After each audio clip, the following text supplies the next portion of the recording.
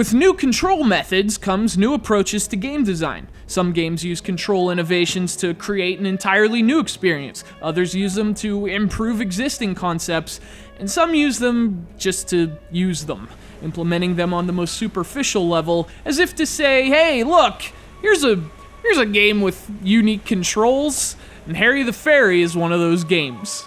A new release to the App Store, Harry the Fairy is a side-scrolling action game with a very old-school feel. You play as Harry the Fairy. Not to be confused with his sister Trixie the Pixie, his brother Dwight the Sprite, or his cousin Fred. It's your job to guide Harry through narrow caverns and passageways and rescue the caged fairies.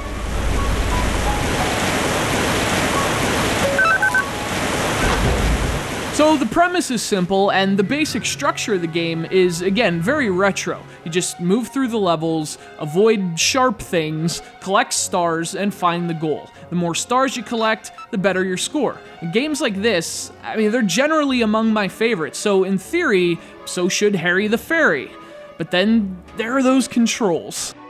Now, Wii owners who have thoroughly explored WiiWare may be familiar with the game Evasive Space. It was the same kind of maze-like side-scroller, only it had an even cooler premise and style, but it took that simple concept and kind of ruined it with a control scheme that was different just to be different. I mean, in other words, it didn't add to Evasive Space, it just made it hard to play. And the same applies to Harry the Fairy.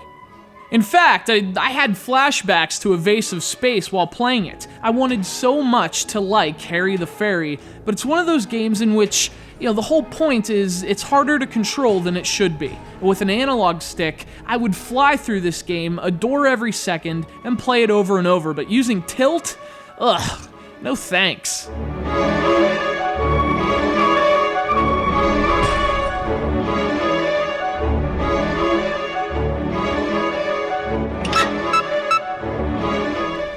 It's not as fast or responsive as you need it to be, especially when Harry has extremely floaty movements. Squeezing through caverns that are lined with drills requires precision, and playing with tilt or even the touch option removes all of it. And it's a shame because it has really clever puzzles and awesome level design, putting you in these sprawling worlds that just feel huge, but the game it plays so slowly, and with so little precision, you get frustrated by what might have been. So, my apologies, Harry, but if someone said they didn't believe in you, I probably wouldn't even bother clapping you back to life.